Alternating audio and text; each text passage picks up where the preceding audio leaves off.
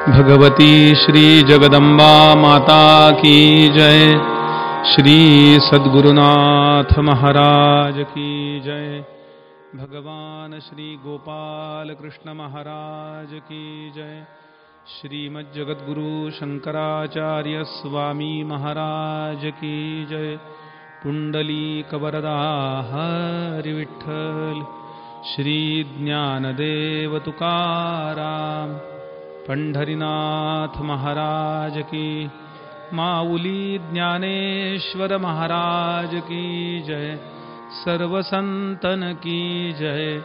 जय जय रघुवीर समर्थ। हरे राम राम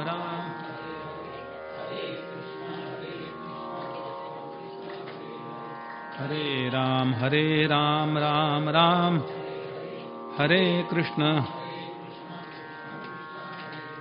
हरे राम राम राम हरे हरे। हरे कृष्ण हरे राम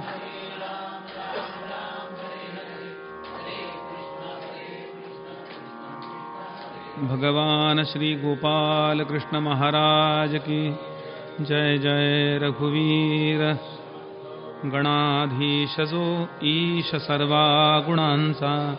मूळारंभ आरंभतो निर्गुणाचा।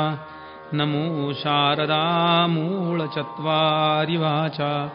गमो पंथ अनंत या राघवाचा। शुका सारिखे पूर्ण वैराग्य जाचे। वसिष्ठा परिज्ञान योगेश्वराचे। कवी वाल्मिका सारिखा मान्य ऐसा। नमस्कार माझा सद्गुरु रामदासा। कृष्णाय वासुदेवाय हरये परमात्मने। प्रणतक्लेशनाशाय गोविंदाय नमो नमः। ओम पार्थाय प्रतिबोधितां भगवतां नारायणेन स्वयं। व्यासेन ग्रथितां पुराणमुनिनां मध्ये महाभारतम्। अद्वैतामृतवर्षिणीं भगवतीमष्टादशाध्यायिनीं। अम्ब त्वामनसन्ददानि भगवद्गीते भवद्वेषिणीं। नमोऽस्तु ते व्यासविशालबुद्धे। फुल्लारविन्दायतपत्रनेत्र। येन त्वया भारततैलपूर्णः प्रज्वालितो ज्ञानमयः प्रदीपः। प्रपन्नपारिजाताय यं ब्रह्मा वरुणेन्द्ररुद्रमरुतस्तुन्वन्ति दिव्यैस्तवैः। वेदैः साङ्गपदक्रमोपनिषदैर्गायन्ति यं सामगाः। ध्यानावस्थिततद्गतेन मनसा पश्यन्ति यं योगिनो। यस्यान्तन्न विदुःसुरासुरगणा। देवाय तस्मै नमः। नारायणं नमस्कृत्य देवीं सरस्वतीं व्यासं ततो जयमुदीरयेत्। भगवान् जानकीपतिः श्रीरामचन्द्रः अस्माकं कुलदैवतं। श्रोता वक्ता श्रीराम समर्थ। श्रीराम समर्थ श्रीराम समर्थ। जय जय रघुवीर समर्थ। ओम नमो भगवते वासुदेवाय। ओम नमो भगवते वासुदेवाय। ओम नमो भगवते वासुदेवाय।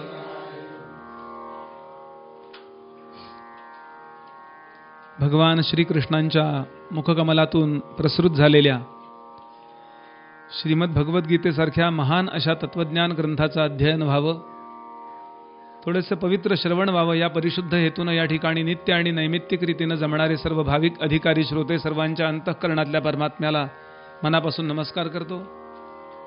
भगवंताची कृपा होण्याकरता त्याला आवडणारं जे काही वर्तन आहे असं वर्तन आपल्याकडून घडावं असं ज्यांना मनापासून वाटतं अशा धार्मिक सज्जनांना वेगळा नमस्कार करतो।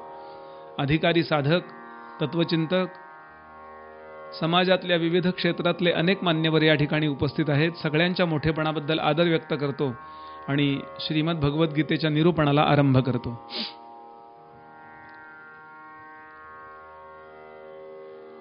भारतीय तत्वज्ञानाने मनुष्याला एक विशिष्ट दृष्टी देण्याचा प्रयत्न केला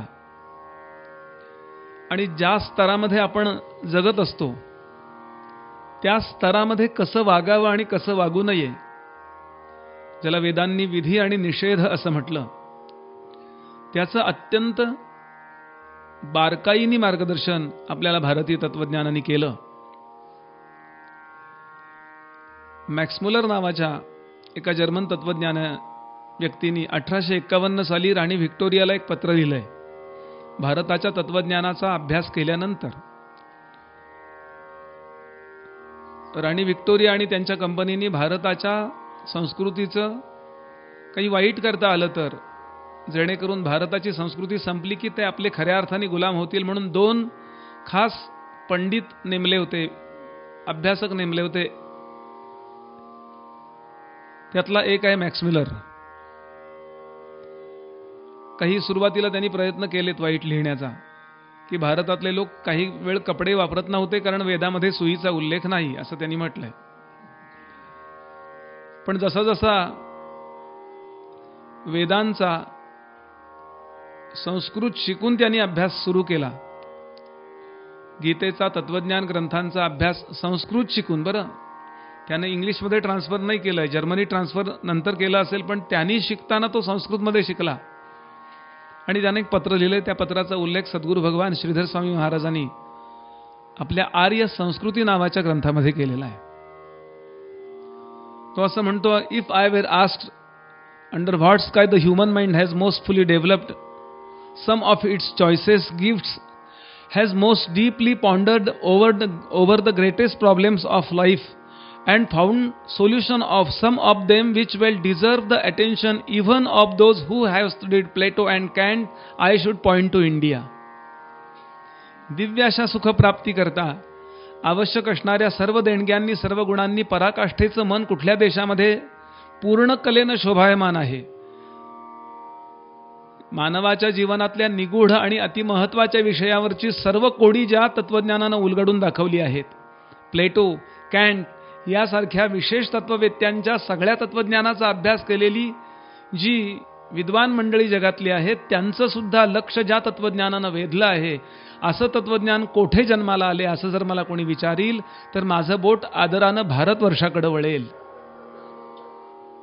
आणि त्यांनी आपल्या मृत्यूपत्रात लिहिलं की मी जरी हिंदू नसलो तरी मला हिंदूंप्रमाणे जाळावं आणि माझी रक्षा प्रयागला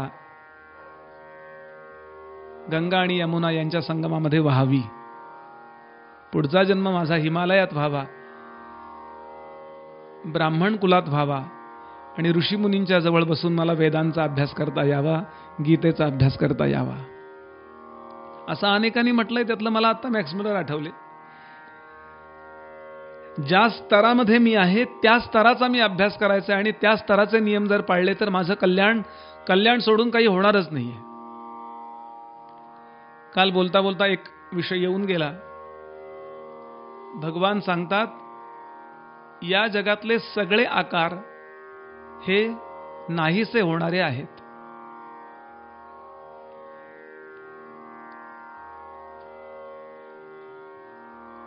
आणि ते आकार ज्यानं धारण केलेले आहेत ते आत्मचैतन्य नाहीसं होणार नाहीये. असं बोलताना विवेचनात मी आपल्या समोर असं बोलून गेलो की संतांचे देह सुद्धा नाहीसे होतात, अवतारांचेही देह नाहीसे होतात. इतकंच नव्हे, ब्रह्मा विष्णू महेश हा ईश्वराचे 3 रूप आहेत, त्याचाही देह नाहीसा होतो. आणि याकरता मी आपल्याला पुराणांमधला एक श्लोकही ऐकवला होता. ईश्वरत्व सुद्धा भ्रम आहे, अशा अर्थानं तो श्लोक आपण पाहिला होता. आणि अर्थातच मी लगेच कानाला हात लावला, कारण हे बोलायचा मी अधिकारी नाही आहे. पण आता हे प्रतिपाद्य आहे म्हणून कर्तव्यानं त्यानं बातम्या जशा दिल्या जातात तशा मी आपल्यासमोर ठेवल्या, कारण ते तसा तो अध्यायच तसा आहे, दुसरा अध्यायच असा आहे. आमचे गुरुजी म्हणतात, वेदांत म्हणजे बुलडोजर सारखा आहे, तो सगळ्यावरनं फिरवावा लागतो. परंतु असं असलं तरी सुद्धा उपासनांना काही महत्व नाही आहे का? भगवान पुढे बोलणार आहेत. 3रा अध्याय किंवा 2ऱ्या अध्यायातच 30व्या श्लोकानंतर 38व्या श्लोकानंतर भगवान उपासनात सांगणार आहेत. त्या उपासनांचं अत्यंत प्राथमिक स्वरूप आहे कर्म, उपासनांचं मध्यम स्वरूप आहे उपासना, आणि उपासनांचं उत्तम स्वरूप आहे भक्ती.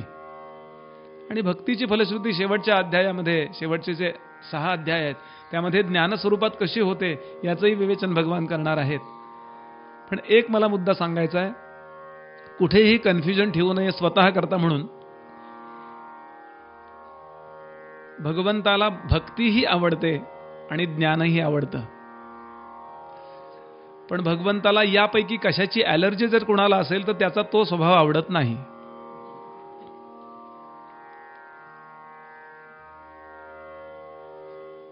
दत्तमहात्म्य नावाचा जो ग्रंथ परमहंस परिव्राजकाचार्य श्री टेंबेस्वामी महाराजांनी लिहिला, त्यामध्ये प्रश्न विचारलाय की मीमांसक जे पूर्वमीमांसेलाच मानतात ते आत्म्याला कर्ता मानतात. इथे सांगतात आत्मा कर्ता नाही, आत्मा कर्मही नाही. येईल तो आजच विषय येणार आहे. मग या मीमांसेने आपला उद्धार होतो का? स्वामी महाराजांसमोर दत्तप्रभू प्रकट होत असत आणि हट्ट करत असत की मला तुझ्याकडून आज स्नान करायचंय, करून घ्यायचंय. मूर्तीच जी आज जी गरुडेश्वरी ठेवलेली आहे, ती मूर्ती जेव्हा संन्यास घेतला तेव्हा ते टाकायला निघाले होते गंगेमध्ये, तेव्हा दत्त महाराजांनी हट्ट केला मला तुझ्याजवळ या रूपानं राहायचंय. नुसता हट्ट नाही केला, माझ्याकडे मला एकाने फोटोज दिला की टेंबेस्वामी महाराजांच्या मांडीवरती बालरूपात दत्तप्रभू प्रकट झाले, छोटंसं बाळ. आणि अनेकदा तसे ते प्रगट होत असत आणि हट्ट करत मला आज तुझ्याकडनं सारंग पूजा पाहिजे. ज्या पूजेत मध वापरलं जातं त्याला सारंग पूजा म्हणतात. हे म्हणले बाबा हे बघ, संन्यास घेतला तेव्हा आपलं ठरलं होतं की बाबा मी पाण्याने गार पाणी संन्याशी आहे. हो, संन्याशाकरता खूप असे संन्याशीच नाही होत. मी जे माझ्या देहाला वापरेन, एक तर तू माझ्या समोर राहू नकोस, असा सगुण नकोयस मला आत्ता. नाही मला तुझ्याजवळ राहायचंय, काय असेल ठीक आहे. मी फक्त आंघोळ करीन, तशी आंघोळ तुला घालीन. मी फक्त भस्म लावीन, ते भस्म तुला लावीन. एवढ्या 2च उपचार करीन. त्या टेंबेस्वामी महाराजांनी पूर्वमीमांसेनी सुद्धा उद्धार होतो. केव्हा तरी ती पूर्वमीमांसा उपासनेमध्ये परावर्तित होते आणि भक्ती आणि ज्ञानाचा टप्पा ओलांडते. अशा अर्थानं एक गोष्ट सांगितली. मला ती गोष्ट सांगायची नाहीये. कुठल्याही गोष्टीची मला ॲलर्जी असता कामा नये. याचं कारण असं की हत्ती म्हणजे पाय आहे का, शेपूट आहे का, सोंड आहे का, तर हे सगळं म्हणजे हत्ती आहे. याप्रमाणे जो अंध आहे, असे उपनिषदातलीच गोष्ट आहे. 5-7 आंधळ्यांनी हत्तीच्या व्याख्या लिहिल्या. पाय म्हणजे हत्ती, शेपूट म्हणजे हत्ती. पण ते सगळे आंधळे असल्यामुळे त्यांनी पूर्ण हत्ती पाहिला नव्हता. तो शंकराचार्यांनी पाहिलेला आहे, तो ज्ञानोबांनी पाहिला आहे. आणि म्हणून सगळे संत एखादा मुद्दा सांगायला सुरुवात करतात त्यावेळेला त्या मुद्द्याला हायलाईट करतात, कारण तोच प्रतिपाद्य मुद्दा असतो. पण त्याच्या अनुषंगानं जर काही विरुद्ध जर कुठं बोलले असतील ते, तर लक्षात ठेवायचं ते याच्या विरुद्ध नाहीये, ते त्याचं हायलाईट करण्याकरता उपलब्ध असलेलं त्यांच्याजवळचं ज्ञान आपल्याकरता त्यांनी खर्च केलं. एक गोष्ट सांगतो आणि मुख्य विषयाला आरंभ करूया. आपल्याला माहिती आहे नामदेव महाराजांना पांडुरंग प्रसन्न झाले 5व्या वर्षी. वडिलांनी सांगितलं देवाला नैवेद्य अर्पण करून ये, देवाला जेवू घाल. अशी भाषा पूर्वी अशी श्रीमंत भाषा होती, नैवेद्य दाखव नाही. आणि दाखवताना सुद्धा ऐकलं का, श्रावणाचा कुळाचार आहे, 2 पुरणपोळ्या नैवेद्यात वाढल्यात, तुम्ही घ्या नाही तर भाऊजी घेतील. नंतर असं लेबल लावून नैवेद्य नाही, श्रीमंत भाषा. देवाला जेवू घाल आणि 5 वर्षाचा नाम्याने घालावं, लंगोटी लावलेला, डोळ्यासमोर चित्र आणावं आणि त्यावेळेला फक्त तेच चित्र असावं. पोहोचले. बर इतकं पक्का आहे की देवाला जेवू घाल म्हणजे तो जेवत असला पाहिजे, त्याशिवाय आई सांगेल कशी. आणि काही वेळातच भगवंताला प्रगट व्हावं लागलं. याचं कारण ज्या ज्या संकल्पना अंतःकरण करतं तशा प्रकारचा साक्षात्कार त्याला होतो. कन्फ्युजन जे आहे ना, गोंधळ जो आहे ना, तोच साक्षात्कारापासून आपल्याला दूर. देहबुद्धी ते आत्मबुद्धी करावी याचा अर्थ आज देहबुद्धी आहे आणि आत्मबुद्धी करणं शक्य आहे, म्हणूनच हे दोन शब्द आलेत. इतक्या तपशिलाची त्याला गरज नव्हती. भगवान प्रगट झाले, ताट स्वच्छ गेलं, नीट जेव. मला जसं आई त्याला जेवू घालते, कोंबड्या जोगवल्यासारखं जेवू नकोस, चकचकीत ताट कर. आणि ताट आणलं घरी. गोणाईने विचारलं, कुठं गेले? टाकून दिलंस का नदीत?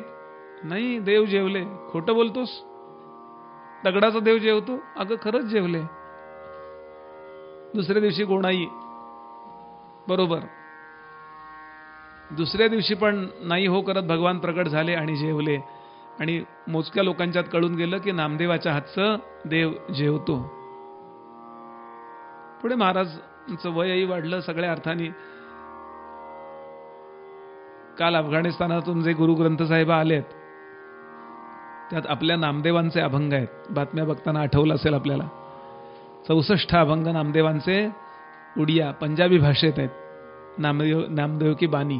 केवढा अधिकार असेल महाराजांचा. 20 वर्ष नामदेव तिथे राहिले पंजाबमध्ये. असा नामदेवांचा अधिकार होता. पण एक टप्पा असा आला की नामदेव महाराजांना सुद्धा या गोष्टीची छोट्याशा एक सात्विक अहंकार हा शब्द जरा बरोबर नाही, पण एक कणभर असं वाटून गेलं की देव माझं कीर्तन ऐकायला येतो. कारण जनाबाईंचे अभंगच आहे की नामदेव कीर्तन करी पुढे वा नाचे पांडुरंग, नाम जनी म्हणे नामदेवा बोला अभंग. कीर्तन ऐकता ऐकता हरीचा गळला पितांबर, असं 2 विती रूप घेतलेलं. आणि भगवान नृत्य करतात नामदेवाबरोबर, नामदेव नृत्य करतात असे.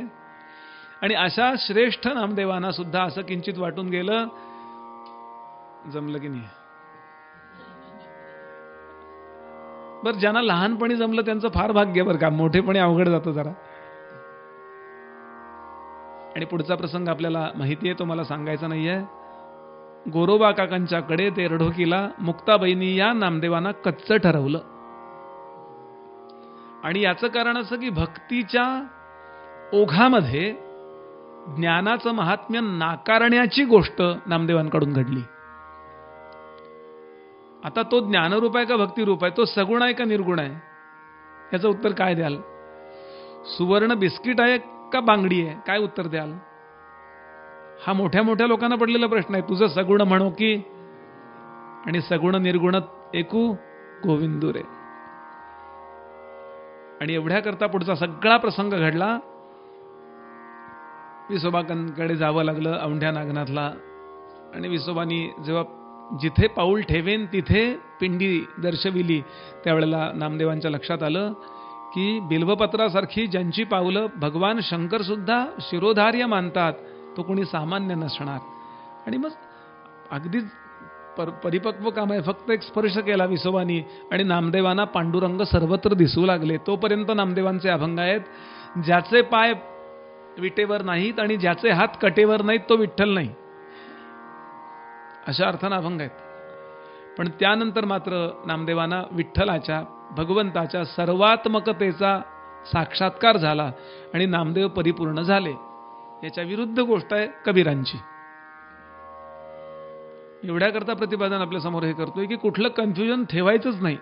एवढंच सुद्धा आमचं आपलं नाम बरं वाईट आहे का? बरोबर आहे, पण बाकीचंही बरोबर आहे. माझ्याकरता नाम आहे, माझ्याकरता ध्यान बरोबर आहे, पण नाम घेत आहेत त्यांचंही चूक नाहीये. ही एक परिपक्व दशा चित्ताला जेव्हा येते त्यावेळेला भगवंताला सुद्धा मी आवडायला लागतो. समर्थांची ओळ आहे मनाच्या श्लोकात, जनी जाणता भक्त होवो निराहे. जाणता भक्त हो, नुसता भक्त होऊ नको, नुसता जाणता होऊ नको. कबीरांची बरोबर अशी स्थिती आहे की कबीरांचे आपण निर्गुणी अभंग पाहिले ना, अगदी या सगळ्या परंपरेच्या अत्यंत विरुद्ध संत आहेत कबीर.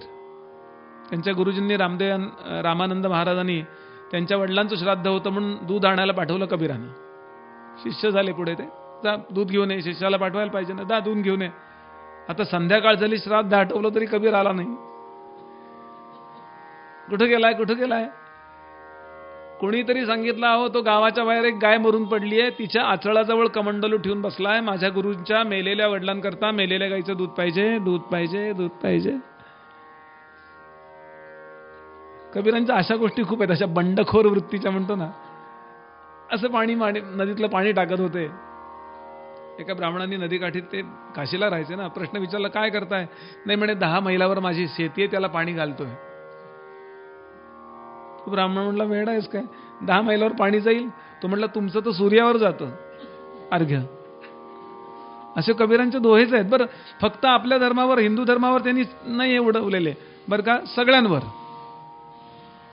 त्यांच्या म्हणजे ज्या धर्मातले ते आहेत ना, ज्या पंथातले, त्या इस्लाम धर्माबद्दल सुद्धा त्यांनी मुल्ला मिनारे क्यू चढही, मुल्ला मिनारे क्यू चढही, अलहन बहिरा होय, जिही कारण तू बांगन दे, सो दिल अंदर सोय. असं होतं कबीरांचं काम. त्यांची निर्गुण भजनं ऐकायला लागलं की असं वाटतं खरं निर्गुणच खरं आहे. हो, सुनता है वो ज्ञान आहे ना. आणि अशा कबीरांना कोणीतरी सांगितलं, तुमचं सगळं बरोबर आहे, पण सगुणाचं कौतुक बघायचं असेल तर एकदा पंढरपूरला चला. आणि म्हणून पंढरपूरला आले होते. पांडुरंग लांबच आहे. पंढरपुरामध्ये शिरले तर गावाच्या बाहेरच एका रस्त्यावरती जख्ख म्हाताऱ्या दोघी कडकडून भांडत होत्या. अगदी चिरगुट लोंबतायत, पण आवाज दोघींचा असा होता, माईकची काही गरज नाही, खणखणीत आवाज. आणि शिव्या बिव्या सगळं व्यवस्थित यथास्थित, जसं जेवताना व्यवस्थित आमटी भात सगळं वरपून जेवतात ना, कढी बिडी, तसं अगदी भरपूर. कबीर म्हणले, काय चाललंय? इथं राव बोले. त्यातल्या एका म्हातारी, इकडे. कबीर, काय? इकडे आहे म्हणे, आमचं भांडण चाललंय. या भिंतीवरती आम्ही ज्या शेण्या लावल्यात ना, गौऱ्या थापल्यात, या माझ्या का हिच्या, हे आमचं भांडण चाललंय, हे भांडण तू सोडव. कबीर गोंधळले. ते म्हणले, बाबा मी या गावचा नाही आहे, म्हणूनच तुम्हाला विचारतीये म्हणली. यातल्या अर्ध्या शेण्या माझ्या आहेत आणि अर्ध्या हिच्या आहेत, आणि ही म्हणते सगळ्याच तिच्या आहेत. कबीर म्हणले, पण ओळखायचं कसं बुवा? थंब इम्प्रेशन वरनं ओळखायचं का? म्हणजे नाही का, ते बरोबर आपल्याच बोटाने आपला मोबाईल उघडतो की नाही, किंवा हल्ली चेहऱ्याने पण उघडतो काहीतरी आहे. उघडतच नव्हता एक दिवस. हो, पहाटे 5ला लिपस्टिक लावते ती बाई. नवरा म्हणला, इतक्या पहाटे? तो मला ओळखतच नाही म्हणाले. असं काही आहे का? कथा माहिती असेल तरी ऐका, केवढा महात्म्य आहे सगुणाचं. ती म्हणाली, यातल्या अर्ध्या गौऱ्यातून विठ्ठल विठ्ठल विठ्ठल आवाज येतोय, त्या गौऱ्या माझ्या, आणि ज्याच्या येत नाहीये त्या गौऱ्या तिच्या. कबीर पाहत राहिले त्या म्हाताऱ्या बाईकडं. अरे, गौऱ्यातून विठ्ठल आवाज येतोय. आधी त्याचा विश्वास, त्याला वाटलं वेडी आहे, कारण त्याला माहिती आहे गौऱ्या ठेवल्या तरी माणसं विठ्ठल म्हणत नाहीत, दुसऱ्यांना म्हणायला लागतं. आणि कबीरांनी एक एक गौरी काढावी, वाळलेली अशी, कानाला लावावी, बाजूला ठेवावी. 2 ढीक केले आणि घट्ट चरण पकडले हो त्या बाईचे. आप कौन है? तिनं सांगितलं, या शरीराला नामदेवाची दासी म्हणतात. कबीरांचा दोहा आहे, जन कहे कब नामदेव की दासी, जन कहे नामदेव की दासी, ये कबीर कहे सब संतन की काशी. पांडुरंगाने दाखवून दिलं, हो अरे तू माझ्यापर्यंत नंतर आधी माझ्या भक्तांशी निपट. कशाचं महात्म्य कमी लेखाल आपण सांगा? ज्ञानाचं महात्म्य कमी लेखाल का भक्तीचं महात्म्य कमी लेखाल? हे एकमेकांच्या विरुद्ध नसून एकमेकांना पूरक आहे. हे ज्याच्या चित्तात पक्क झालं ना, तो त्यावेळेला ते एन्जॉय करतो. लाडू वाढला तर लाडू एन्जॉय करावा, शिरा वाढला तर शिरा एन्जॉय करावा. काही वेळा लाडू सारखा शिरा होतो. असो, आज जरा बोलायला मला व्हॉइस आहे.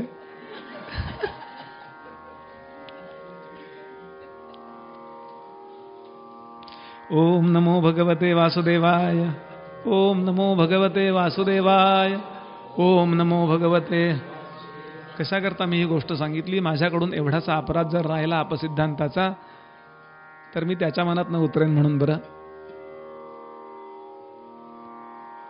भगवान अर्जुनाशी बोलतायत, अर्जुना, ही खूप महत्वाची गोष्ट तू जाण. देहिनोऽस्मिन्यथा देहे कौमारं यौवनंजरा.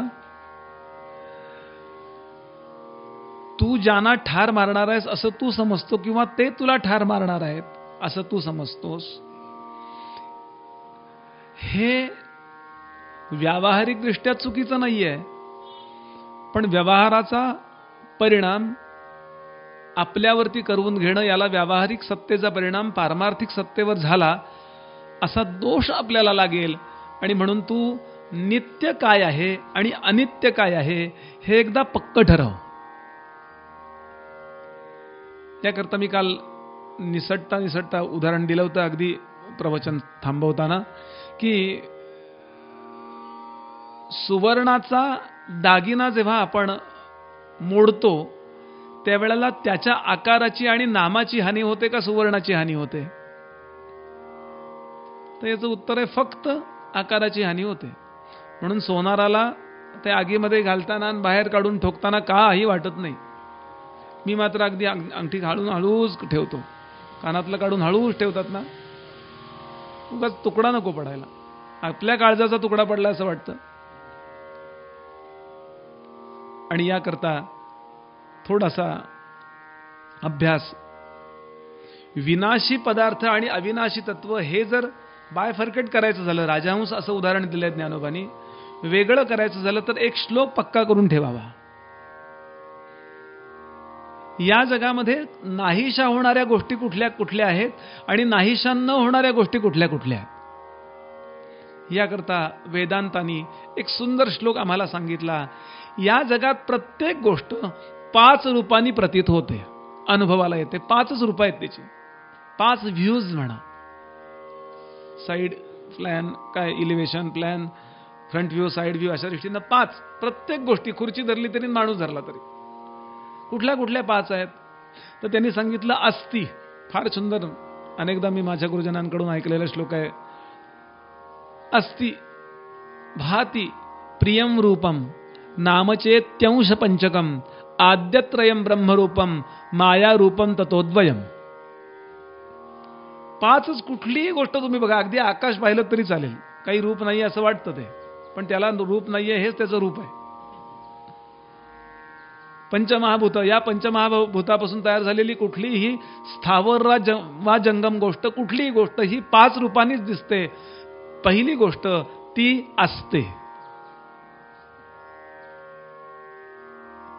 अस्ति म्हणजे आहे. खुर्ची आहे, बुवा आहे, गालिचा आहे, घर आहे, पृथ्वी आहे, चंद्र आहे, आज सुट्टी आहे, आज गुरुवार आहे. काही पण आहे नीच आपण बोलतो.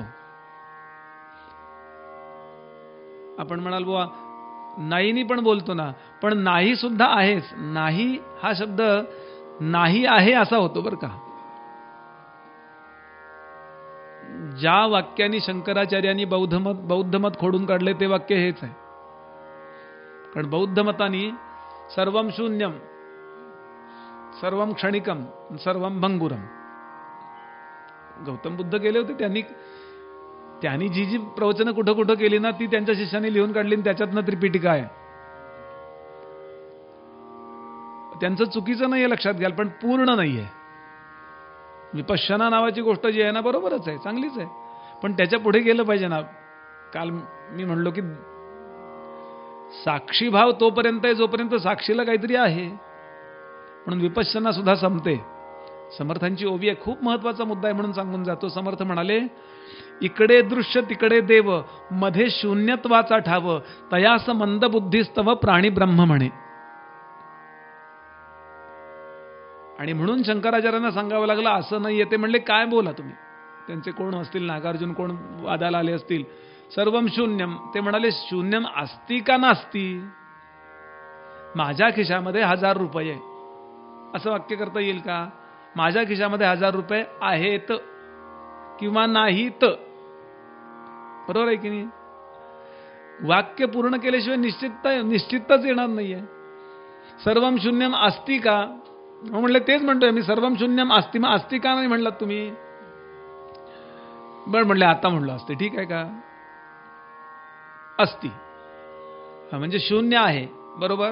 सर्वम शून्यम अस्ति आहे, बरोबर आहे, म्हणजे आहे. तो म्हणले तेच म्हणतोय ना, पुन्हा पुन्हा तेच काय बोलताय? ते म्हणले वादात असंच बोलायचं असतं.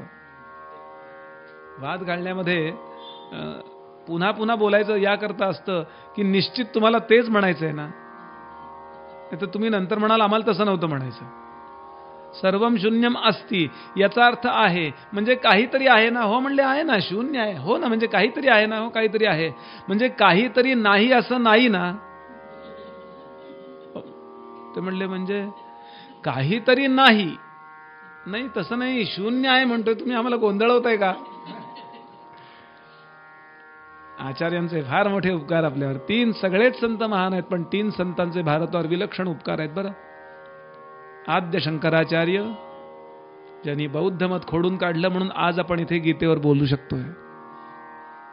समर्थ रामदास स्वामी ज्यांनी इस्लाम धर्माचा कडवा विरोध करणारी लक्षावधी माणसं स्वतः आणि आपल्याकडच्या कीर्तनकारांकडून, प्रवचनकारांकडून, महंतांकडून उभी केली. आणि तिसरे स्वामी विवेकानंद. कुणाचा द्वेष मत्सर नाही करायचा, पण आपल्या आईचं रक्षण आपण नको का करायला? माझ्या आईची तब्येत बिघडली, तिला पाणी कोण देणार नाहीये, मावशीला पाणी तिचा मुलगा देईल. म्हणून सगळेच संत महान आहेत. उत्तरेमध्ये तुलसीदास झाले नसते तर काय परिस्थिती आली असती. म्हणून यांनी जसा भक्ती टिकवली, ज्ञान टिकवलं ना, तसं त्यांनी धर्म पण टिकवला. असो, सर्वम शून्यम अस्ति म्हणजे शून्य आहे म्हणजे काहीतरी आहे, म्हणजे काही नाही असं नाही. हो म्हणले काही नाही असं नाही म्हणजे शून्य नाही. तुम्हीच तुमच्या वाक्याने उडालात. त्यांच्या लक्षात आलं, गडबडलं आपलं. मग म्हणले सर्वम शून्यम नास्ति. आता तुम्हीच म्हणताय शून्य नाहीये, मी तेच म्हणतोय. या जगात कुठलंही वाक्य अस्तिनी बोलावं लागतं, लक्षात घ्याल. अस्ति. आता त्याचा संबंध ब्रह्माशी नंतर जोडूया. ब्रह्म नावाच्या तत्वाशी, आत्म नावाच्या तत्वाशी संबंध नंतर जोडू. भाती. भाती म्हणजे ते जाणवतं, ते अनुभवाला येतं, ते आहे असं कळतं.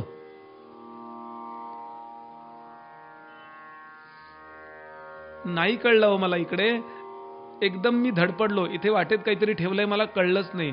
कळलं नाही हे कळलं. नाही कळलंय सुद्धा, कळल्याशिवाय कळलं नाही हे कळणार कसं कळणार ना? कळलं का? या जगात प्रत्येक गोष्ट मला जाणवते. इथे खुर्ची ठेवली आहे, आज इथे खुर्ची नाहीये. सगळंच्या सगळं जे काही मी ज्यांच्या संबंधात येतो, कारण जड जडाच्या जवळ आल्याशिवाय जडाला जडाचा अनुभव येत नाही. चैतन्यच फक्त असं आहे की त्याला वेगळं काही करावं लागत नाही. ऑब्जेक्टिव्हिटी आणि सब्जेक्टिव्हिटी अशा दोन्ही भोगता येत नाही. तेच आत्मतत्व आहे. जय जय स्वसंवेद्या. सगळं नुसतं आहे नाही, ते अनुभवाला येतं. नुसता अनुभव येत नाही, त्या प्रत्येक गोष्टीशी आपण अनुकूल वा प्रतिकूल भावनेने जोडलेला असतो आणि अनुकूल प्रतिकूल भावनेने आपण आपलंच सुख शोधतो. प्रियम रूपम अस्ति भाती प्रियम रूपम.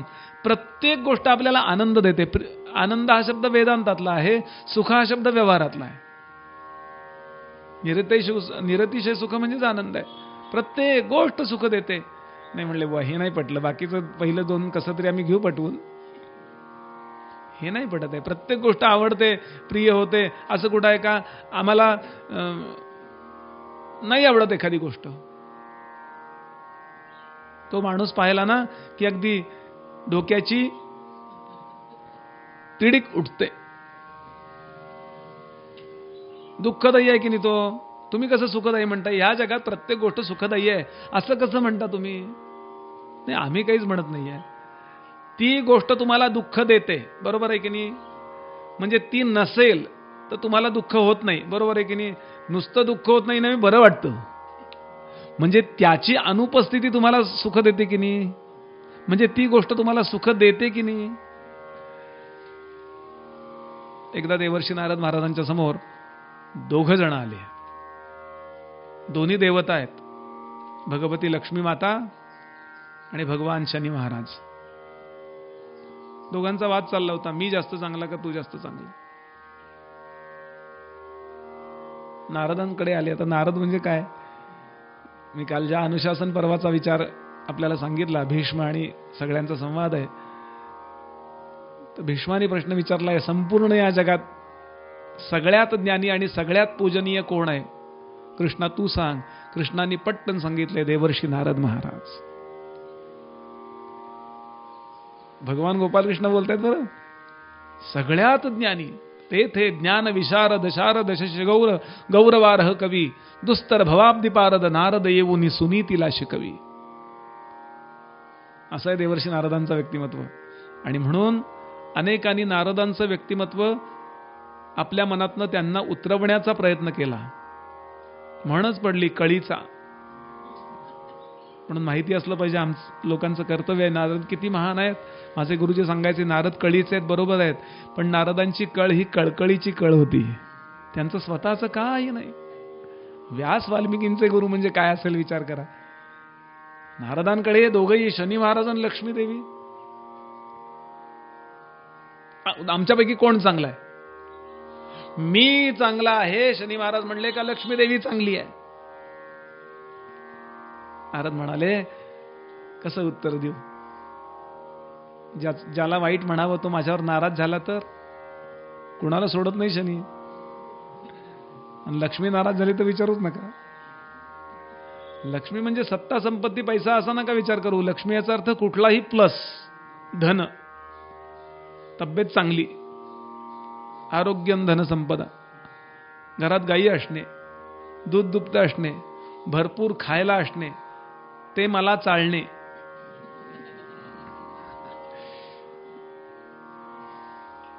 लक्ष्मीचा फार सविस्तर विचार केलाय, लक्ष्मी नावाच्या, श्री नावाच्या शक्तीचा. नारदांनी सेकंदात उत्तर दिलं, तुम्ही दोघंही चांगले आहात. कारण अस्तिभाती प्रियम रूपम. नारद वेदांत सांगणारे आहेत. माझे गुरुजी सांगतात, दिवसभरामध्ये 1 मिनिट जरी वेदांत चिंतन केलं ना तरी जगाचा बसलेला शॉक बंद होतो. फार ज्याला सत्य वाटतं ना जग ना, त्यांनी काही करू नये, फक्त वेदांत ऐकावं. ऐकायला गेलं तरी सुद्धा तेवढ्या वेळेस बरं वाटतं, काही कळलं नाही तरी. डायरेक्टली वा इनडायरेक्टली आत्म्यालाच भेटून येतो आपण. नारद म्हणाले, तुम्ही दोघेही चांगले आहात. कसे? शनी महाराजांना सांगितलं, तू जाताना चांगला दिसतो, आणि आईला सांगितलं, आई तू येताना चांगली दिसते. दोघेही चांगलेच आहात. प्रियम रूपम. प्रत्येक गोष्ट जगातली मला, खुर्ची ती काय प्रिय आहे? बरोबर मी आलो ना की मला नेहमी ही खुर्ची असते इथे बसायला, पण ही मला प्रिय नाही आहे, मग मी ती घेऊन बसतो. ही नाही आहे ना हे बघतो. कुठली आंब्याची वडी काल तुम्ही दिलीत, मी घरातलंच लगेच गेल्या गेल्या सांगून ठेवलं, कुणी खायचं नाही, मालमत्ता माझी, मी जिंकून आणलंय, माझं प्रवचन होतं. दुसरा कुठला पदार्थ असेल तर मी नाही घेणार आहे. तो नाही आहे ना एवढं बघूनच मी ती पिशवी उघडली. किती तपशील वाढवता येईल, मुद्दा लक्षात घ्यायचा. या जगातली प्रत्येक गोष्ट सुखदायीच आहे. कुठल्या गोष्टीची उपस्थिती सुख देते वा कुठल्या गोष्टीची अनुपस्थिती सुख देते, पण सुख देत नाही अशी गोष्टच नाही. कुठलाही पक्ष घ्या तुम्ही. राजकारणातल्या पक्षाबद्दल म्हणत नाहीये. अस्ति भाती प्रियम रूपम नाम चैत्यंश पंचकम. आता दुसरे दोन गोष्टी उरली. अस्ति भाती प्रियम रूपम आणि नाम. रूप आणि नाम. आता 5 गोष्टी या जगामध्ये प्रत्येक वस्तूला आहेत. यातल्या 3 गोष्टी पाहून झाल्या. अजून ज्या 2 गोष्टी आहेत, नाम आणि रूप. प्रत्येक गोष्टीला नाम आहे आणि प्रत्येक गोष्टीला रूप आहे. तसं रूप आणि नाम हे इंटरकनेक्टेड आहे. नाम ठेवायचं कारणच ती गोष्ट विशिष्ट पद्धतीने ओळखता यावी. ते हे आणावं. काय आणा? खुर्ची म्हणलं की डोक्यात पटकन आकार आला, गालीच्या म्हणलं की वेगळा आकार आला, अंगठी म्हणलं की वेगळा आकार आला, शर्ट म्हणलं की वेगळा आकार आला. नाम ही या जगामध्ये विशिष्ट पद्धतीनं विशिष्ट वस्तू ओळखण्याची सोय आहे. इतकी नामं का? इतक्या वस्तूंचा उल्लेख कसा करणार? मी ज्यांच्याकडनं कीर्तनाचं अध्ययन थोडंसं घेतलं त्यांचे घागबुवा नरसोबाच्या वडीचे एक गंमतशीर गोष्ट सांगायची ऐका. आता काय शेवटचे 2 दिवस उरले. थोडी हरदासी कथा आहे, प्रवचनात थोडी गंभीरता असावी पण थोडी मजा घ्या. जुनी गोष्ट आहे. एक जावई होता आणि अधिक महिन्यामध्ये जावयाला बोलवावं अशी पद्धत आहे. आणि त्या जावयानं सासऱ्याला बुवा खड्ड्यात घालावा हा शब्द वापरायचे गमतीनं काहीतरी द्यायची पद्धत आहे. 3 वर्षानंतर मिळालेला भत्ता असं म्हणा. विनोद किती करता येईल त्यातला. आता तो जावई आलाय. पूर्वीच्या काळी वेळ असायचं जावयांना 4 दिवस 8 दिवस असे राहायचे. तसंही पूर्वीच्या काळी आत्ता ज्यांनी 50 60 70 गाठली आहे त्यांनी आठवा. पूर्वीच्या काळी जेवढा वेळ होता ना तेवढे आपण आज वेळ एकमेकांना देऊ शकत नाही. बिंदास जाऊन राहायची माणसं. छोट्या छोट्या खोलीत 10 माणसं झोपायची ओळीनं, अगदी पायात पाय. तरी पण काही वाटायचं नाही, आलेल्या नाही काही वाटायचं नाही आणि ज्यांनी स्वागत केले त्यांनाही काही वाटायचं नाही. अशा अर्थानं हा मनुष्य राहिला. आणि जो 4-8 दिवस राहिला त्या 4-8 दिवसामध्ये सासूबाईंनी आपल्या जावयाला भरपूर खाण्याचे पदार्थ करून वाढले. विनोद बरा, ते काही वाईट नव्हे. माझे गुरुजी गमतीनं नेहमी सांगतात जावयाचं कौतुक तोपर्यंत आहे तो जोपर्यंत सासू जिवंत आहे. एक दिवस या जावयाने सांगितलं, सासूबाई मला तुम्ही ते गोड गोड गोड गोड अगदी जिभेला वावळी आली, काहीतरी झणझणीत करून वाढा. कोल्हापूर भागातला होता, झणझणीत जरा छानपैकी काहीतरी करून वाढा. बर त्यानं ते सकाळी 11 वाजता सांगितलं. ऐन वेळेला कळल्यानंतर स्वयंपाकात बदल करू शकते आणि पटदिशी मेनू बदलते, तिला सुगृहिणी म्हणतात. सापडतच नाही पुस्तक रुचिरामधलं भाजणीचे थालपीठ पानच सापडे ना. भ भ भ भ भ हिनं काही नाही, पटदिशी थोडं डाळीचं पीठ घेतलं, थोडं उडदाच्या डाळीचं पीठ घेतलं, थोडं तांदळाचं, थोडं ज्वारीचं, अशी बरीच पिठं एकत्र केली. त्याच्यामध्ये यांनी सांगितलं तर 10 10:30च्या दरम्यान सांगितलं होतं. हिनं अर्धा तास त्यामध्ये ताक घालून ठेवलं, किंचित आंबवलं. लॉकडाऊन मधला बराच अभ्यास वाढलाय माझा आता. आणि अगदी जावई बुवा पहिला वरण भात खातायत तितक्यात तिने पटकन असं ते डाव घेतला. मोठा तवा ठेवला होता. पूर्वी ते निर्लेपचे तवे नाही, लोखंडाच्या तव्यावरचा डोसा होतो ना किंवा आंबोळी होते ना, ती चटका त्याचा वेगळाच असतो. निर्लेप म्हणजे ते निर्लेपच तसंच निघून जाते. हो ते काय, तिने पट थोडा कांदा घेतला, कांद्याने असं अर्धा चिरून त्याला तेल वेल लावून घेतलं. बस. आणि गरम गरम गरम गरम त्याला ते वाढलं. अहो त्यानं 20-25 हांडली. हो किती दिवसाचा उपाशी होता कोणास ठाऊक. कीर्तनी ढंगा नाही थोडस आहे. एकदम मस्त. काय तो जाळीदार असा पदार्थ, मला सांगतानाच. आणि हात धुता धुता त्यानं विचारलं, मामी, सासूबाईंना मामी म्हणायची पद्धत होती पूर्वी, मामी काय छान केलं हो तुम्ही, त्याला काय म्हणतात हो, तुमच्या मुलीला येत नाही, 6 महिने झाले लग्न होऊन पण कधी हा पदार्थ करून वाढला नाही. म्हणाले येतं ना, माझ्यापेक्षा तिचे तर पेपर डोसा, माझ्यापेक्षा ती जास्त शिकलेली आहे, मग तिने वाढलं नाही. सांगा याला म्हणतात काय. हा कुठे लहानपणापासून कॉलेजलाच होता बिचारा, त्याला काही पदार्थ माहिती नव्हते जास्त. याला आंबोळी म्हणतात, थोडा फरक आहे. काही लोक डोसा म्हणतात, आमच्या सातारा सांगली भागात याला धिरडं म्हणतात. यानं म्हणे पाठ केलं, धिरडं धिरडं धिरडं धिरडं धिरडं धिरडं धिरडं धिरडं धिरडं पाठ केलं. आला केव्हा तरी घरी आली मंडळी. 15 दिवस महिनाभर होऊन गेले आणि महिनाभर झाल्यानंतर ऑफिसमधून येताना एकदम त्याला वाटलं की आज बायकोला ते करायला सांगूया. नामाकरता सांगायचे माझे गुरुजी, ते काही त्याला आठवेना. आला, स्कूटर लावली, बायकोनी 6-6:30ला चहा दिला. हा पेपर वाचतोय, टीव्ही बघतोय आणि सांगितलं बायकोला, ते तुझ्या आईने केलं होतं ना ते कर. ती म्हणली काय, आपण 8-10 दिवस राहिलो, किमान 16-17 पदार्थ झाले, त्यातला कुठला? ते नाही का ते चुर्रू असतं. ती म्हणली चुरफुरणी काय कळणार आहे, जाळीदार. तिला काही बोध होईना आणि याला काही सांगता येईना. शेवटी रागावला. पूर्वीचा नवरा होता.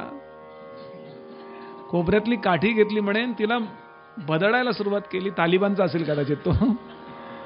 एवढं कळत नाही, अक्कल नाही, अमुक नाही, तमुक नाही. 2-4 फटके ऐकले आणि तिने आई आई आई नका मारू नका मारू असं म्हणायला सुरुवात केल्याबरोबर शेजारच्या एक आजी आल्या. पूर्वीच्या काळी अशी घराची दारं बरीच उघडीच असायची. अरे अरे अरे अरे नवरा झालास म्हणून काय झालं असं म्हणून त्याच्या हातातली काठी धरली, मारून मारून पाठीचं अगदी धिरडं केलंस. तो म्हणला का, हा तेच आठवत नव्हतं म्हणला.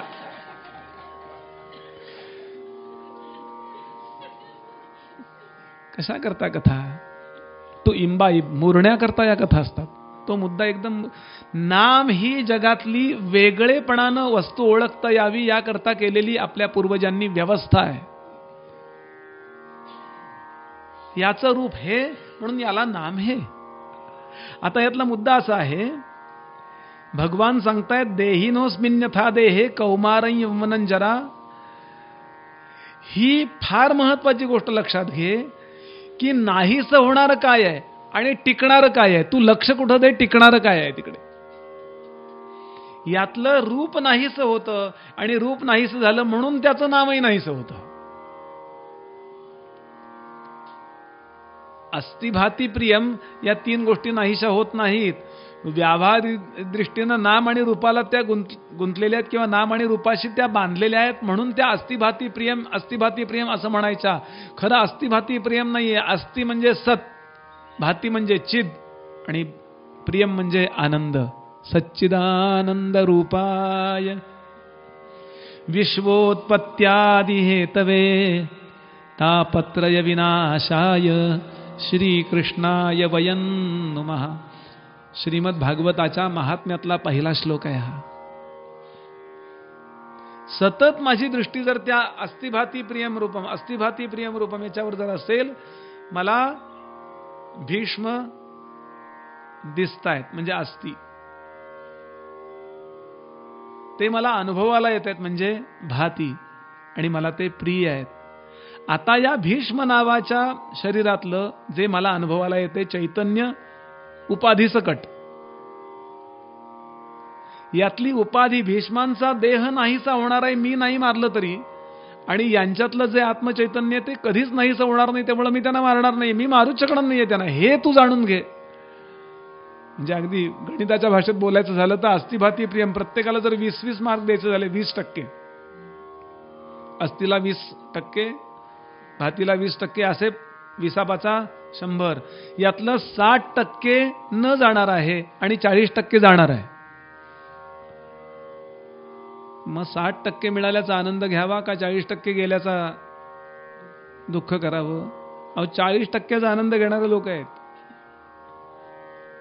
एकाच्या 35 रन झाल्यावरच त्यांनी बॅट वर केली. अहो ते म्हणलं 100 नाही झाल्या, मी बॅकवर्डचा आहे म्हणला, मला 35 म्हणजे 100च आहे. आणि म्हणून भगवान सांगतात तथा देहांतर प्राप्तीर धीरस्तत्र न मुह्यती. हा मुद्दा त्यातला महत्वाचा आहे.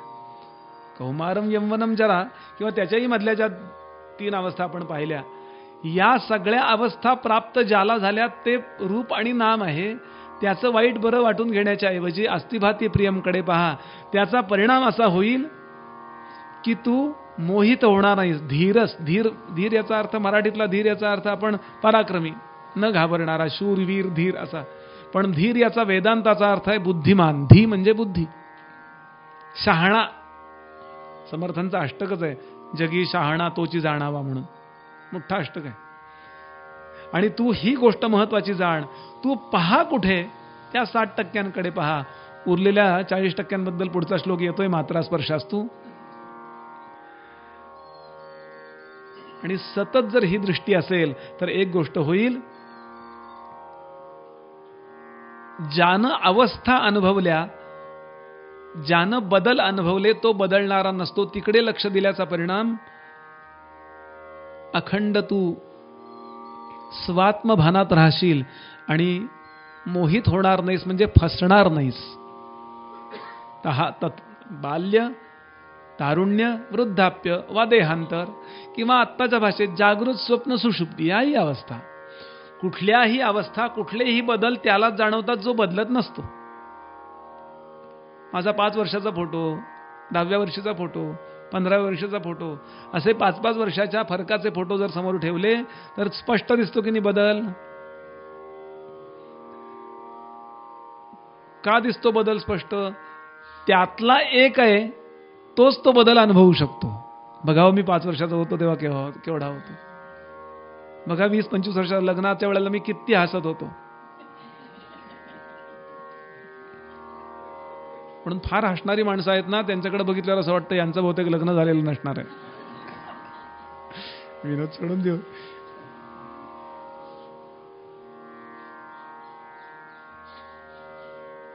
ऐकली असेल अनेकदा कथा, पण खूप छान, मला खूप आवडते म्हणून मी ती आपल्या समोर ठेवतो, की अनुभवणारा जो आहे ना तो नेहमी अनुभवापेक्षा वेगळा असतो आणि तोच सत्य असतो. जनकांची कथा आहे. जनक महाराजांना एकदा स्वप्न पडलं. जनक याचा अर्थ नेपाळचे त्यावेळचे राजे. अनेक जनक झालेत बरं. शुकदेवांचे गुरु पण जनक आहेत, याज्ञवल्क्यांचे शिष्य जनक आहेत. मी हे सांगतोय जे जनक ते अष्टावक्रांचे शिष्य आहेत. स्वप्न पडलं आणि त्या स्वप्नामध्ये त्यांच्यावरती शेजारच्या राजानं आक्रमण केलं, त्यांना हरवलं, त्यांच्या बायका पोरांना तुरुंगात कोंडलं आणि यांना राज्यामधून निष्कासित केलं. चालते वा इथून. साधं धोतर उपरणं नेसायला लावलं, सगळे राजवस्त्र काढून ठेवायला लावली, चालते वा इथून. आणि ठिकठिकाणी विहिरींच्या वरती, नद्यांवरती पहारा बसवला. यांना या राज्यातलं पाणी सुद्धा मिळतं कामा नये, खायलाही मिळतं कामा नये, चल इच्छा. आणि इतका त्या स्वप्नाचा प्रभाव, चाललेत चाललेत चाललेत.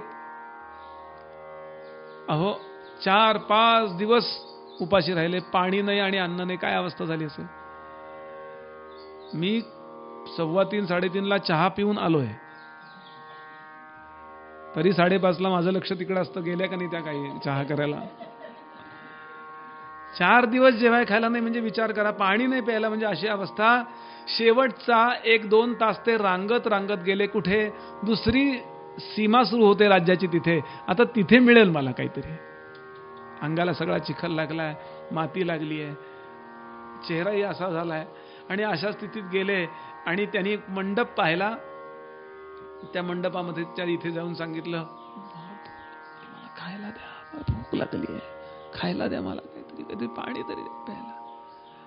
एवढे काय नशीब आहे या भिकाऱ्याचं. अगदी भिकाऱ्याचं दिसत होते. सगळं तेज निघून गेलं होतं. पाण्याचे पिंप पालथे घातले आम्ही, अन्न सगळं डिस्ट्रीब्यूट करून टाकलं, वाटून टाकलं, काही शिल्लक नाही, घासून टाकली सगळी भांडी. आमच्याकडे इथे अन्नछत्र सुरू होतं, हजारो लोक जेवून गेले आणि हा भिकारी आलाय म्हणे काही नाही शिल्लक. आचारी आतनं ओरडला, थांबा, अजून एक पातेलं घासायला टाकायचं राहिले, त्यात तळाशी काही आहे का बघतो, थांबा.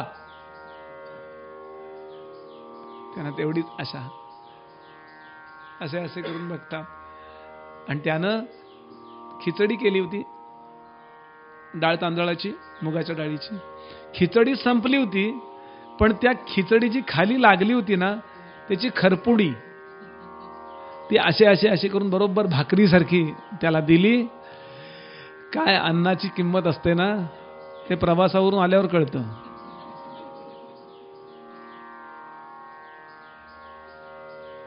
तितक्या अवस्थेत त्यांनी पाहिलं समोरनं नदी वाहतीये. हातपाय धुवून घेऊया. पीळ असतो ना, तो कर्माचा एक पीळ असतो. कितीही काही झालं तरी सुद्धा मी शुचितेशिवाय खाणार नाही. बरं, तेव्हा कोरोना होऊन गेलेला नव्हता, स्वभावतच धर्म पाळायचे लोक. इतकी मोठी शिक्षा दिल्यानंतर हो खरं आहे हो सोवळं. याचा अर्थ आपल्या सौजन्याची अत्यंत हानी झाली आहे. इतकं काही झाल्याशिवाय आम्ही जर मानत नसतो सोशल डिस्टन्सिंग म्हणजे सोवळं, क्वारंटाईन म्हणजे सूतक सोयर, ही जुनी शब्द आहे तेवढंच. तिथे गेला, हात धुतले, त्या अवस्थेत नैवेद्य दाखवायला त्या भाकरी भोवती, भाकरी म्हणजे त्या याच्या भोवती असा हात फिरवणार म्हणून असं पाणी घेऊन वर आला, दगडावर ठेवली होती. इतक्यात एक कावळा आला आणि कावळ्यानं ती भाकरी नेली.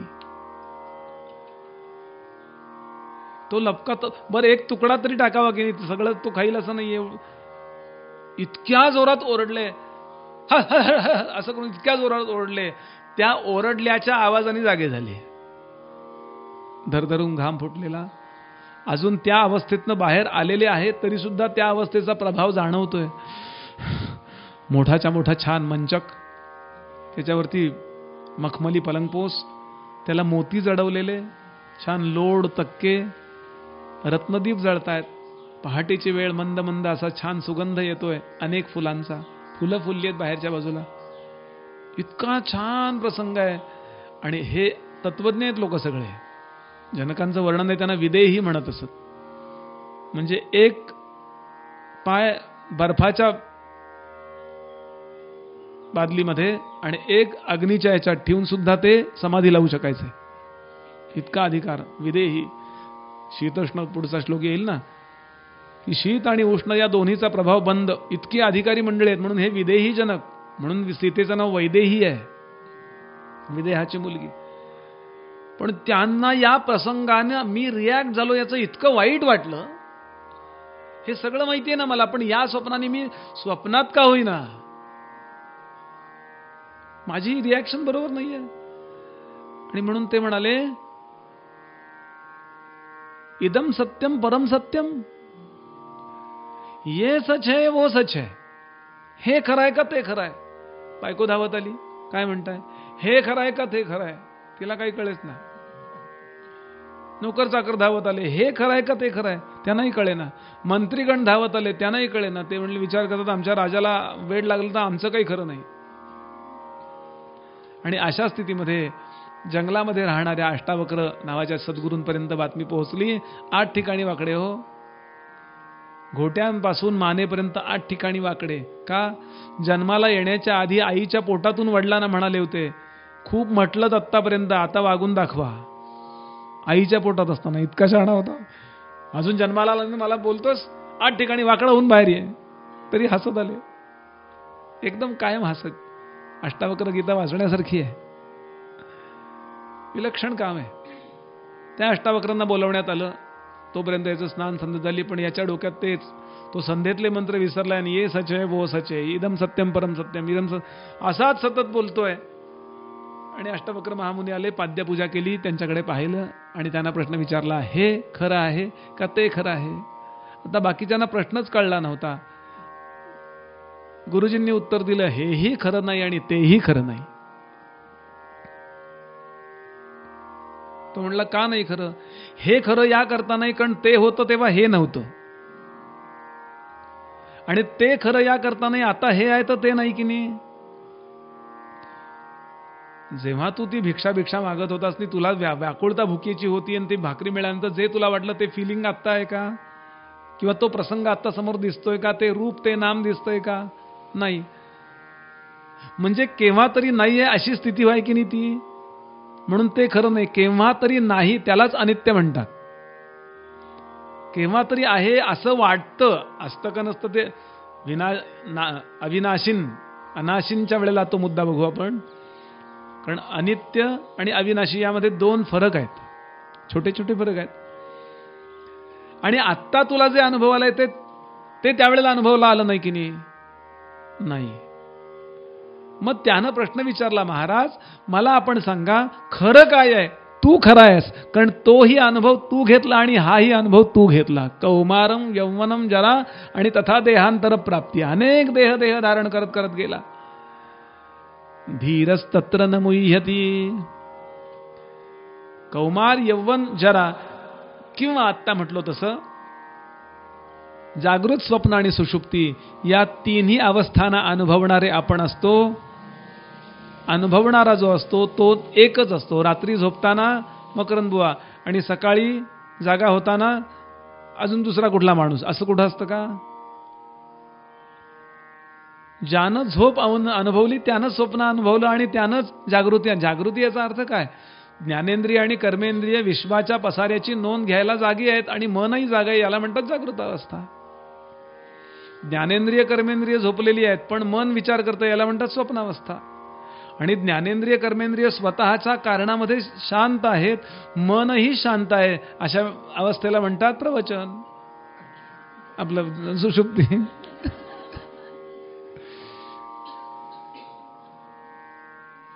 विनोदाचा भाग एवढ्याच करता लक्षात राहावं म्हणून मुद्दा मला आपल्या समोर हेच सांगायचं आहे की या अत्यंत अनित्य असणाऱ्या गोष्टींची नोंद फक्त जो नित्य आहे तोच घेतो आणि म्हणून त्याच्याकडे तू लक्ष दे, नव्हे ते तू आहेस हे जाण. आणि भीष्मांचं आत्मचैतन्य आणि तुझं आत्मचैतन्य एकच असल्या कारणाने ते जसं मरणार नाहीये तसं हेही मरणार नाहीये. आणि त्यांच्या शरीराचा नामरूपाचा विचार केला तर त्यांची शरीर मरणार आहे, तुझं सुद्धा शरीर आत्ताच मरेल का कधी मरेल ते नंतर आहे. हात पुढं म्हणणारच आहेत भगवान. हातो वा प्राप्स्यसी याच अध्यायात आहे 30च्या पुढं. हातो वा प्राप्स्यसी स्वर्गम जित्वा वा भोक्षसे महिम तस्मात युद्धाय युज्यस्व. संकल्पना स्वच्छ करून घ्या अर्जुना, बस. पुन्हा पुन्हा तेच, तू युद्ध कर अथवा करू नकोस, तू तुझं नशीब थोडक्यात. नाहीतर काय करतो आपण, पोरांना शिकायला पाठवतो म्हणजे संकल्पना स्वच्छ करून घ्या, मग तुम्ही ठरवा तुमचं करिअर काय ते. इतक्या अगदी साधेपणानं सांगणं चाललंय. आणि पुढे सांगतात, अर्जुना हे तुला मी बोललो ना, तरी एक महत्वाची गोष्ट होते आणि ती गोष्ट म्हणजे सान्निध्य ज्या ज्या गोष्टींचं घडलंय ना, त्या सान्निध्याचा प्रभाव म्हणून वाईट वा चांगलं वाटतंच. कितीही आपण नाही म्हणा हो म्हणा, वाईट वा चांगलं वाटणारच आहे की नाही हो. ज्याच्यावर मी अत्यंत प्रेम केलं तो माझा मुलगा, आमचे गुरुजी गमतीने सांगतात, आता माझा राहिला नाही.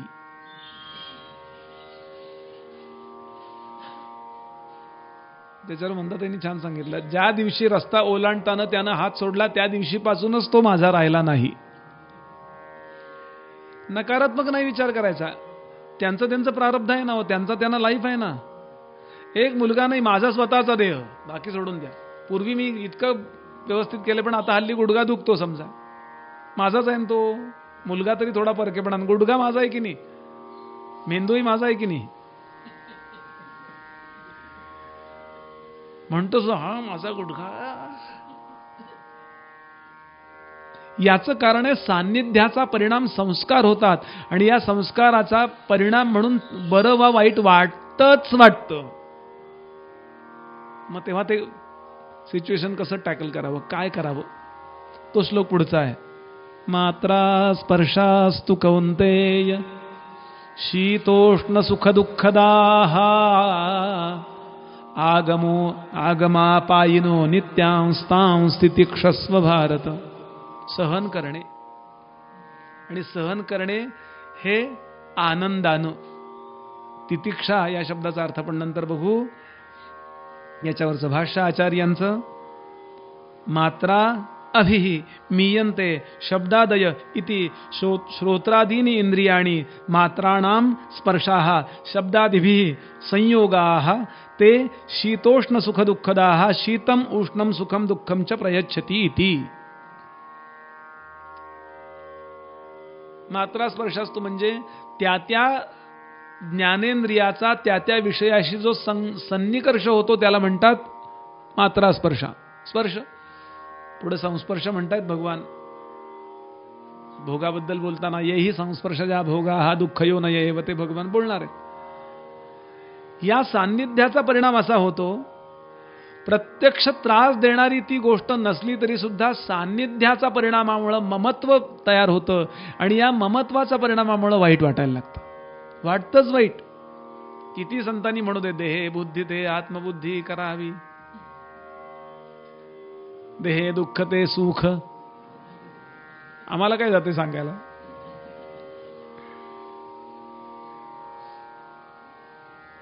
एक मनुष्य रात्रीच्या वेळेला कीर्तनाला गेला होता. पूर्वीच्या काळी रात्री कीर्तन असायची, 10-10, 12-12, 1-1 वाजेपर्यंत चालायची. अजूनही काही ठिकाणी चालतात, बंधन नाही जिथं स्पीकरचं तिथं चालतात. कोकणात बिकणात 1.5 तास वगैरे कीर्तन केलं तर त्यांना वाटतं याला येत नाही बहुतेक. 3 ते 4 तास कीर्तन पाहिजेच. असं रसिकतेनं ऐकतात. असा उशिरा सगळेच जण गेले होते, तर त्यात तो मनुष्य येत होता. रस्त्यात खड्डा होता, पडला, लागलं. एकुलता एक तारुण्याची खूण म्हणून एकुलता एक होता, तोही शहीद झाला त्या खड्ड्यामध्ये. आणि ठेचकाळला, इकडे लागलं, इकडे लागलं, असं इकडे लागलं. इतक्यात मागणं कोणीतरी आलं, अरे अरे अरे आजोबा पडले, आजोबा पडले. त्या अवस्थेत त्यांना उचललं. आता कुठे डॉक्टर बिक्टर कुठे आहे? पण शेजारी कंपाऊंडर राहत होता जवळ. ते कंपाऊंडरकडे नेलं, त्याला उठवलं. तो बिचारा इतका थकला होता, कोविडचे डोस देऊन देऊन देऊन. त्याला सांगितलं काही करा, थोडंसं तरी औषध यांना द्या, कारण यांना खूप लागलंय. तो म्हणला बसा. जरा वैतागला असतो. त्यानं कुठेतरी बेंचवर आपल्या घराच्या बाहेर बसवलं आणि आतनं जाऊन त्यानं आयोडीन नावाचा पदार्थ आणला. आयोडीन नावाचा पदार्थ कोणी बनवला आहे आणि चांगली एवढी बाटली आणली. आणि पूर्वीच्या काळी ते पोतेरं घालायला पोतेरं घ्यायचो ना आपण, असा कापूस आणला, त्याच्यावर ते ओतलं. आणि आपण द्वादशही टिळे अनेक ठिकाणी लावतो ना देवाला, तसं इथं लागलंय वाटतं, इथं लागलंय वाटतं, इथं लागलंय वाटतं, इथं लागलंय वाटतं, असं करत करत करत सगळा तो पोळा पुरवला अंगावर. आणि ते आजोबा I I I I I I असं करत होते. तो त्या आईने इतका वैतागला. तो म्हणला का आजोबा, कीर्तनाला गेला होतात ना तुम्ही? ते कीर्तनकार प्रवचनकार काय सांगतात? देहे दुःखते. त्या अवस्थेत त्यांनी त्या कंपाऊंडरला अशी दिली. ते म्हणले इथे बुवा असता तरी दिली असती. कशा करता? या जीवनात घडणारे जे प्रारब्धाने येणारे भोग आहेत किंवा दुसऱ्याच्या क्रियमाणाने येणारे भोग, दोन्ही भोग असतात. भोगाचे सुद्धा अनेक प्रकार सांगितले. प्रारब्ध नावाची गोष्ट म्हणजे फक्त मीच केलेलं असं नव्हे. स्वेच्छा प्रारब्धाला म्हणतात मी केलेलं, पण काही वेळा परेच्छा प्रारब्ध असतं. माझी इच्छा नाही पण दुसऱ्या बरोबर आहे म्हणून मला ते लागतं. आता अख्खी बस कोसळली, सगळ्यांच्याच पत्रिका जर मांडल्या तर सगळ्यांच्यात काही मृत्यू येऊ नसतो, पण 2-4 लोकांच्या ह्याच्यात इतका जबरदस्त असतो ते त्यांना घेऊन बसतात. मग ते त्यानंतर फेडावं लागतं किंवा त्यांना नंतर तो हिशोब भगवंत क्लिअर करतो. जसं रेल्वे आपल्याला रिफंड देते तसं ते होतं. इतक्या तपशिलात नको जायला. कितीतरी गोष्टी अशा असतात जीवनामध्ये की ज्या परेच्छा प्रारब्धाने भोगाव्या लागतात. त्यात कसं वागायचं? उदाहरण सांगतो मी आपल्याला. मी माझ्या मित्राबरोबर निघालो. मित्र भेटला रस्त्यात. अरे किती दिवसांनी भेटलास, चल आपण चहा घेऊया. समोरच्या हॉटेलात चहा घेऊया. मला चहाची तंद पाहिजे नेमकं, चल आपण चहा घेऊया. कारण आपण कॉलेजमध्ये असताना चहा घेत होतो. चल. तो म्हणला मला चहाचा त्रास होतोय. घे रे कटिंग घे, जास्त मी घेतो तू कमी घे, पण माझ्यावर चल. पण इतकी आमची घट्ट मैत्री आहे, त्याला चहा अजिबात नकोय तरी सुद्धा त्याला माझ्याकरता चहा घ्यावा लागला. हे त्याचं परीक्षा प्रारब्ध. तो म्हणला असं तर मला भूक पण लागली, वडा पण मागव. आता तू माझ्याकरता वडा. आणि मला वड्यात आता नाही, मी तुझं ऐकलं. वडा हे माझं परीक्षा प्रारब्ध आहे. अशा इतक्या गुंतागुंतीच्या गोष्टी जीवनात घडत असतात, सतत घडत असतात, अखंड घडत असतात. अशा प्रसंगी मी क्रियमान न करता मला पुढे केव्हा तरी या कर्माचं बंधन होणार नाही अशा पद्धतीनं जर कर्तव्य करायची वेळ आली तर कसं करावं? तर तो श्लोक खूप महत्वाचा श्लोक आहे. कारण घडणाऱ्या गोष्टी घडतातच. मात्रा स्पर्शास्तु कौंतेय शीतोष्ण सुख दुःखदाः आगम अपायिना नित्यांस्तां स्थितिक्षसोहर. व्याख्या आचार्यांनी अशी केली. तितिक्षा म्हणजे काय करणार? सहन करायचं, असं न रडणे. व्याख्या ऐका. सहनं सर्व दुःखानां अप्रतिकारपूर्वकं चिंता विलाप रहितं सा तितिक्षा निगद्यते. आणि याचाच अभ्यास आहे. मराठीत म्हण आहे, वाघ म्हटलं तरी खातो, वाघोबा म्हटलं तरी खातो. एक जण सकाळच्या वेळेला गेले होते फिरायला, कुठेतरी परगावी गेले होते आउटिंगला. त्यांनी सांगितलं सकाळी 7च्या आत बाहेर पडतो का वाघ फिरतो इकडे. ते म्हटले माझा नियम म्हणजे नियम मी पुण्याचा बाजूला आला राहायला लागल्यानंतर त्यांनी विचार केला वाघ काहीच करत नाही, शांत बसला होता. म्हणले काही करत का नाहीये. त्यांनी म्हणे त्याच्या तोंडाला असं कान लावला तर तो वजन इथं वळत घ्यायचा. म्हणलं नाही बरं पुण्यावरती काय करतो का. मुद्दा हा सांगायचा मला आपल्याला की सतत सतत सतत सतत माझ्या जीवनात काहीतरी दुःख घडणारच किंवा सुखही घडणार. तितिक्षा दोन्हीच असते. सुखानं हुरळून जाणे ही सुद्धा तितिक्षा मोडल्याचा परिणाम आहे आणि दुःखानं होरपळून जाणे हा सुद्धा तितिक्षा मोडल्याचा परिणाम आहे. वाईट वागतात लोक काही वेळा, पण आपले लोक वाईट वागतात. ज्यांना आपलं वाटलं, ज्यांच्यावर भरोसा केला, ज्यांच्याकरता खूप काही केलं. आमच्या गुरुजींचे वाक्य आहे, जीवाचं रान केलं, हाडाची काय केली, रक्ताचं डायलॉग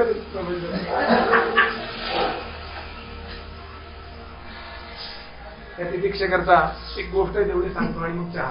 तोपर्यंत आपल्याला माहिती ईश्वरचंद्र विद्यासागर नावाचे खूप मोठे अधिकारी विचारवंत बंगालमध्ये होऊन गेले. खूप अधिकारी म्हणजे ठाकूरांनी त्यांच्याबद्दल रामकृष्ण परमहंसांनी असं म्हटलंय की आतापर्यंत नद्या खूप पाहिल्या, नाले खूप पाहिले, विहिरी खूप पाहिल्या, पण विचारांचा सागर आज पाहिला. एकदम बॅलन्स कन्सेप्च्युअल पर्सनॅलिटी म्हणतो ना, बोलणं वागणं. म्हणजे त्यावेळेला बंगालमध्ये नाटकाची चालायची. आपल्याकडे एक नाटक नाही का, संगीत नाटक वगैरे. तर त्यात एक नाटक असं चाललं होतं की इंग्रज अधिकारी आपल्या भारतीयांवर कसे अन्याय करतात. दोन्हीचं काम करणारी आपलीच माणसं होती. तो एक माणूस मारत होता, त्या कुठल्या गुलामासारखं वागवत होता.